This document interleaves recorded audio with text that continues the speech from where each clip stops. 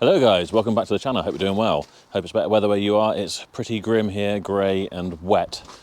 And I'm coming to you from quite a bare forecourt. So as always, if you are looking to sell your car, please visit carsbought4more.com. We'll try and give you a good price. We'll try and buy your car, collect it from you and stick it on the forecourt here. Today's video is having a look at a car that I actually think is quite cool. You might think it's a piece of crap, but I don't know, maybe a bit nostalgic for me. I think this is a cool car, and I think this is a sort of car that might start going up in value. Maybe not this specific one, for a few reasons we'll get into. But yeah, I think on the whole, it's quite a cool car. So let me show you it.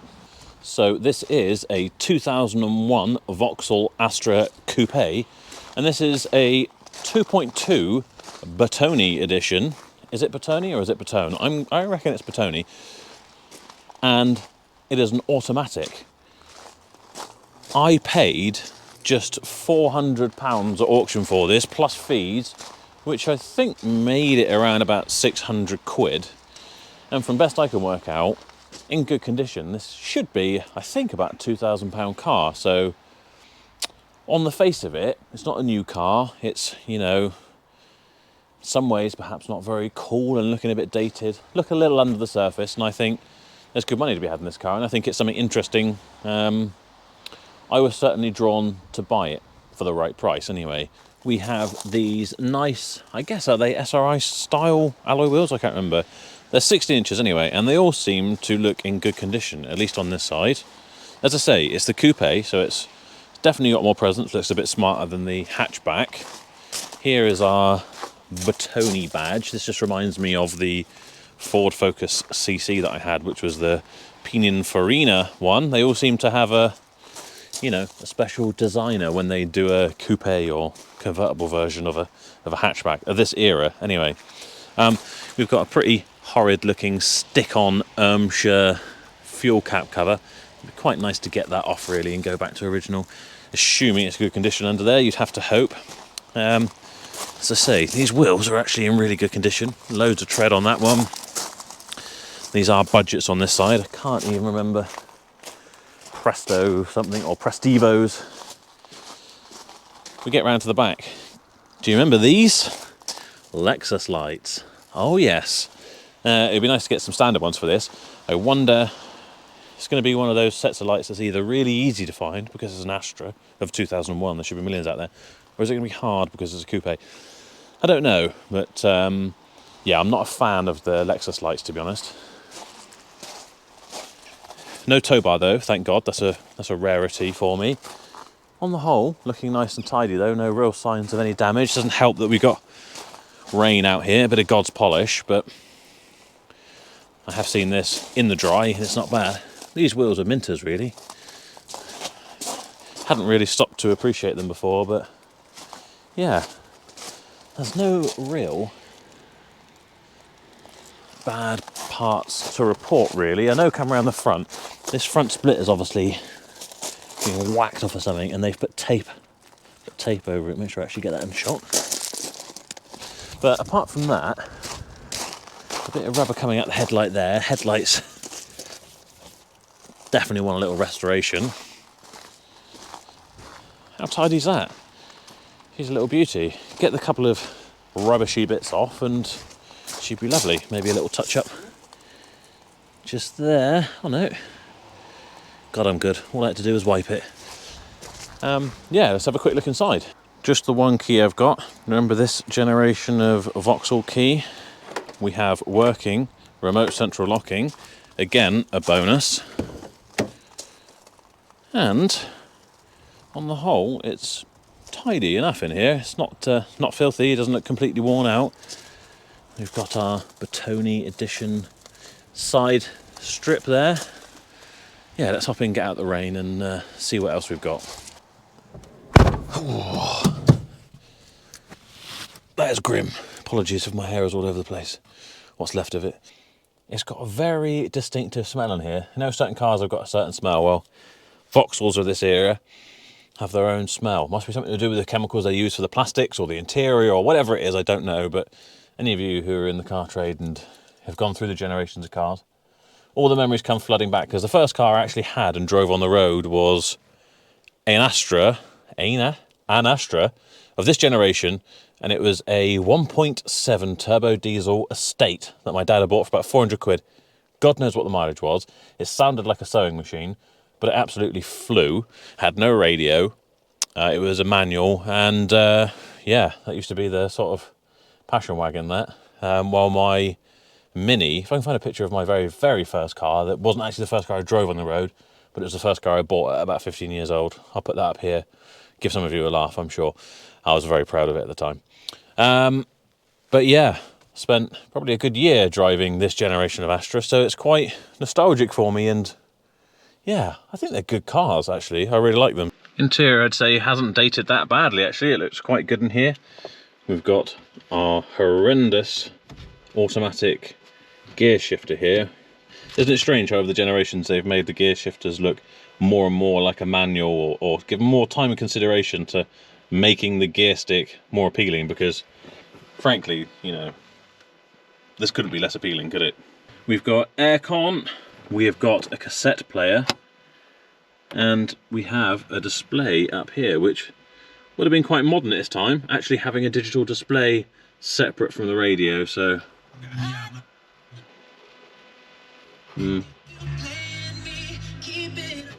And what would have been a reasonably okay sound system back in the day, but certainly nothing special to write home about. I think Ford's definitely pipped Vauxhall of this sort of age for having decent standard sound systems. We do have, however, steering wheel controls. Whether these still work, let's find out. So you'd pull, well, volume still works, and then, yeah, if I pull that, we're changing. So we have working steering wheel controls, no sign of cruise control I can see. Let's pop the key in and remind ourselves of the mileage. 109,141. So low mileage really for this, which is 22 years old. So she's looking pretty good for it, I'd say. I can't say there's many more great features to speak about in here, so let's have a look. Oh, I wonder what that was. We've got a connection here for what looks like a secondary radio. I wonder if it had a multi-disc changer at some point. That would have been revolutionary. I don't know, it's certainly not there now. Just a Bic pen, which is a bonus. Yeah, let's have a quick scan of the history and see what we know about this car.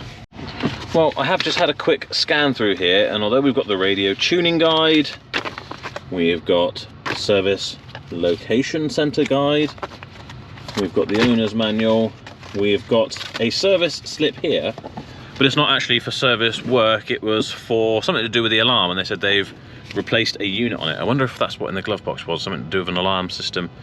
I can't really say, but sadly no service history, which is a bit of a blow. Be interesting to see when we get under the bonnet, see whether it's actually tidy or not. And the perfect time to do a car vertical check, I guess. Okay, so checking through our car vertical report here, it comes up as an Opel Astra, but we do have 4 green ticks. We've got all of our previous MOT history. It's had a lot of not so great looking MOTs in the past, to be honest, but nothing drastic to look for there. We've got a possible odometer entry mistake because it went from 97,9707 to 10,090, so no doubt that was meant to be 100,090, because it doesn't go much after that. It goes 102, 105, 107, 108, 108.9, 109 and 77, and we're now on 109,141. So yeah, it hasn't been driven an awful lot in recent years, this car. It's always nice to be able to go through and see that in one easy place. You can do this on a government website check, that sort of thing. When you do a car vertical check, you get loads of information. It is very handy. And it gives you all these sort of checks to look out for. Check the condition of the tyres to detect suspension and frame issues. Well, we looked at the tyres, they all seem really good. Beware of head gasket failure. Check all fluid levels under the bonnet, pretty standard. Check the colour of the exhaust smoke. Check brakes to indicate rotors and pads condition. So general sort of things. It doesn't seem there's any drastic jumping out to look at there, but the good news is we have passed, so nothing dodgy hidden there or whatever. Don't forget, if you do want to use a car vertical check, use a link in my description or the code SHIFTING and you will get 10% off, and it helps the channel. Look at the state of it out there, it's grim. But I guess we better hop out and have a quick look under the bonnet before we take it for a test drive. If this doesn't deserve a subscribe, I don't know what does. I'm about to get soaked. Lacking gas struts again. If there's a company out there who makes aftermarket gas struts for cars that don't have gas struts under bonnets and they want to sponsor the channel, please call me. I would love to fit them to every car I ever have to open up. Anyway, engine. Okay, here it is, our 2.2 petrol engine, and it all looks quite neat and tidy under here. I've got to say, I'm especially fond of this zip tie set up around the battery. We have got a clamp here, and it should be hooked under the side, so why it would need that, I don't know. Is that loose? No, that feels pretty solid. I don't think that's going anywhere. I wonder why they've done that. Who knows? But it's certainly secure in there. I'm sure we can probably clip that zip tie off and do away with it.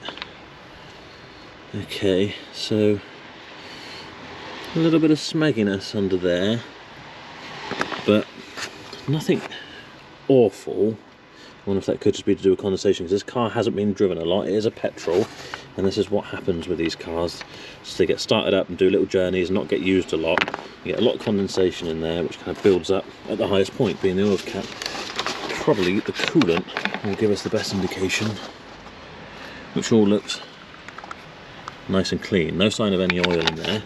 Let's pop the dipstick out, and then, excuse the hood, it is wet, I'm not kidding. We'll pull the dipstick out and see what the condition of the oil is there. As I've said before, sometimes you might see that stuff under the oil cap, and it kind of, you jump to a conclusion, oh god, must be a head gasket gone, because we've seen that in all the car TV shows we've seen, haven't we? That's the one thing you need to look out for. Well, let's check the actual condition of the oil, because if the condition of the oil down here looks okay, then it's a better indication of whether it's got a head gasket on or not. If it comes out black, or, you know, just oil coloured, then you're probably okay. But if it comes out looking like a cappuccino, frothy and milky and creamy, you've probably got a problem. So our oil is looking fine. I don't know how well that's focusing. No signs of creaminess, so don't actually really have any concerns with this there, but we are going to want to service it anyway, because we don't have any service history, sadly. But I think this car's been reasonably well looked after. I think they probably have serviced it, but I wonder how easy, oh, I was about to say, I wonder how easy it is to get the airbox open so I could see what the air filter looked like, to give us an indication of when it was last serviced, but not very easy judging by these rusty screws. That's going to be something for the workshop for sure. Otherwise though, bit of mucky dust come off the power steering bottle there, but that looks more from where they've tried to fill it up and top it up at some point. All looks good to me. Let's get out on the road and see how this beauty of a beast performs. Right, I am going to have to go and put some fuel in this. I don't particularly want to, but the fuel light is not only on, it's flashing at me, and it's on the underside of the red empty line, so everyone's gone home, it's a Saturday. I don't really want to get stuck having to call someone back into work to grab the recovery truck and come pick me up, so I think it's probably for the best.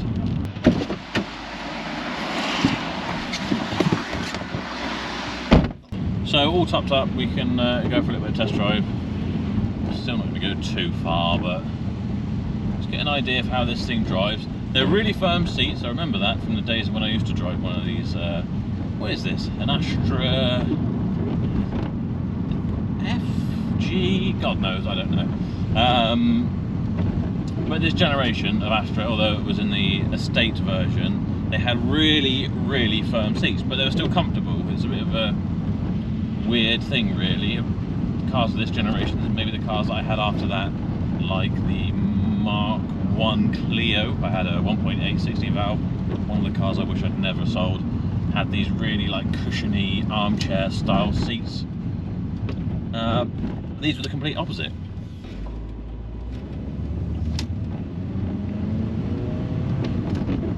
There's plenty of adjustment in here though, so you have forwards, backwards, up, down your seat, tilt. I don't think we have lumbar support. Probably predates that sort of thing. Oh, we do! We do, I take it back. Lumbar support on this side, so it's not height adjustable, but it does pump in and out, so pretty decent. The steering wheel has height and rake adjustment, so you can get yourself in a perfect position for driving comfortably. So I could definitely do long journeys in this car, I think.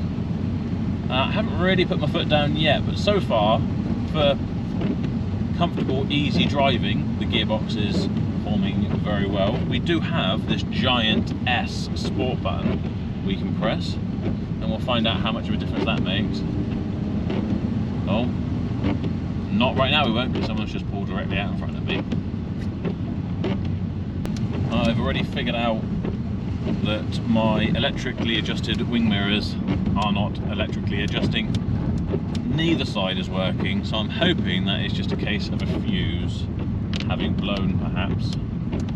But they're not in a terrible position, so that's not the end of the world. Our electric windows are working.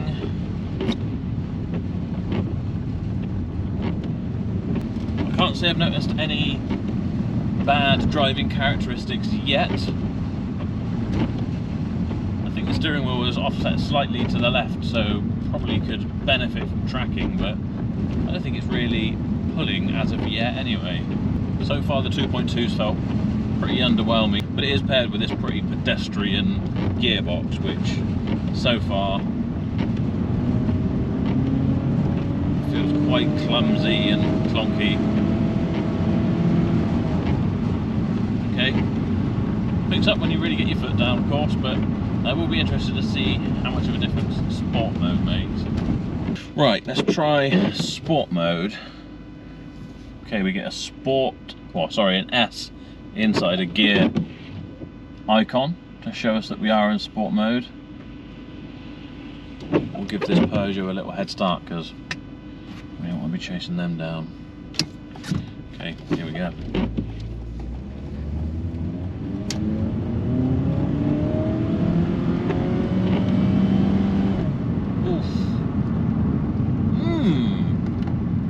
Sporty. It's not exactly a modern BMW gearbox, is it? Or a DSG even. Okay, here we go. Come on. Oh. Oh. Right, we're going to take it out of sport mode. That is horrid. It kind of just holds the gear as you would expect it to get the absolute most out of the rev range, but rather than quickly snapping into the next gear to really get it shifting, it's not. It's just holding it there and holding it there until finally it decides it is going to change gear, and then you have all that built up kind of momentum in the engine from revving absolute like hell, and it kind of like wallops you off, which is quite disconcerting really. Especially when you're in the wet like this going around a corner, you don't know whether it's going to change gear or not, then all of a sudden it does, and because the revs have been kept so high, it almost does a little bit of a wheel spin. So yeah, not a fan of that at all. I have to say, when I bought this I did think it was a manual, or I didn't even really give it consideration that it would be an automatic. At least the first instance where I saw it going through the auctions, I just thought, oh, that's quite cool, it's quite interesting. I like anything that feels a bit nostalgic, and it might be moving towards that modern classic kind of feeling, because it's something you can get through commercial auctions still at a reasonable price, because it is an old car and probably going to need work, but you might find you get a good quality one, and it's something that someone's willing to pay decent money for, because, you know, find another one. When I did figure out it was an automatic, I think I still thought, well, it's got to be worth 400 quid plus fees, which was, I think I looked, it was 570 quid. And I still think, you know, there's someone out there who's going to want this. At the end of the day, how many petrol automatics under 110,000 miles can you get for under a couple of £1,000s? I am always being asked. It seems more and more people now are doing their test, especially the youngsters, as an automatic only test. Therefore, have you got any cheap little cars under a couple of £1,000s? And I will say, I have got somewhere that I store some, and I, you know, oh, it needs to be automatic. Like, well, no, you know, they just very rarely come around for that sort of money. And if they do, they get snapped up straight away, because I guess the demand for automatics is getting higher and higher, but the supply of cars being sold that are automatics, you know, as new cars now, which new drivers usually aren't buying new cars, are they? I mean, there are some out there who are probably very lucky, but they're buying second-hand cars, so it's the current generation buying the new cars it's more and more going towards automatic, but there's not as many as you know, there probably needs to be in these upcoming generations. So I think automatics are going to get more and more valuable. And as I say, this, if I was to price it, say £2,000, will be one of the cheaper automatics out there. The downside, of course, is a 2.2, which is going to put a lot of young drivers off, but it's not going to put Doris off, who doesn't want to drive a manual anymore, you know, because she's gone through 8 clutches in a year and she can't figure out why. It's still, you know, a modern car. It's injection, it has remote central locking, it has power steering, it has volume controls on your steering wheel. All right, it might look a bit dated and it's got a cassette player, but it wouldn't take much to put a Bluetooth radio in here, would it? And it's petrol and an automatic, which the automatic is not the most glamorous automatic gearbox you ever use, but certainly would be good enough for day-to-day driving. And I bet you this car is ULEZ compliant as well, so you know, you could buy this for under £2,000, run it around, tax it quite cheaply, I imagine, and you wouldn't have to pay £9, £10, whatever it is per day to take it into the city where you work. You could drive a bit of nostalgia and save money. And the value of this will probably go up as long as you keep the mileage down. So yeah, I definitely think this is a couple of £1,000, maybe more if I spend some money on putting some original lights back on it, maybe a front trim. I will have to do some research and have a look into seeing how easily it is to source those things. Sort out the wing mirrors, start a new service history for this car with a new service, and I think it's a great little car. I think it's a car that might stay with me a little bit longer than some, just because of what it is. But I think when the right person comes along, they're going to absolutely love this car, and quite rightly so. It's a great car. Right, so the battery died on my camera once again. Not that impressed with the batteries on these GoPro 10s, I have to say. Anyway, I'm back in the office now, and I thought I'd have a look, see if we could get some of these rear lights and how difficult or easy they would be to find. Quite easy, it would seem, and I can probably get a set for about 55 quid. There are several different sets on there. They come up as Astra Turbo or yeah, Mark IV. It's an Astra G Mark IV, which I couldn't get my head around which one it was. So 570 quid on the nose for the car. We're gonna need to put an MOT on it, so that's 45 quid. Some service bits and pieces, let's say it's 30 quid in bits. And let's say I get some lights for 55 quid, we're looking at 700 quid all in. I think that's a decent buy. That car's tidy, good tyres, good alloy wheels. I'm very pleased with that. And I think 700 quid, standard car. The front splitter, I did have a look for, but I can't really find anything. So I think we'll just try and do a neater repair than the bit of duct tape or whatever that's on there. And then we'll put it up for, you tell me, £2,000, 250, 2.5. Anyway, I hope you enjoyed the video. As always, guys, if you have, please give it a thumbs up. If you're new here and you haven't subscribed, please do subscribe. If you're not new here, thank you for continuing to watch. From me and Bash, it's goodbye, and we'll see you next time.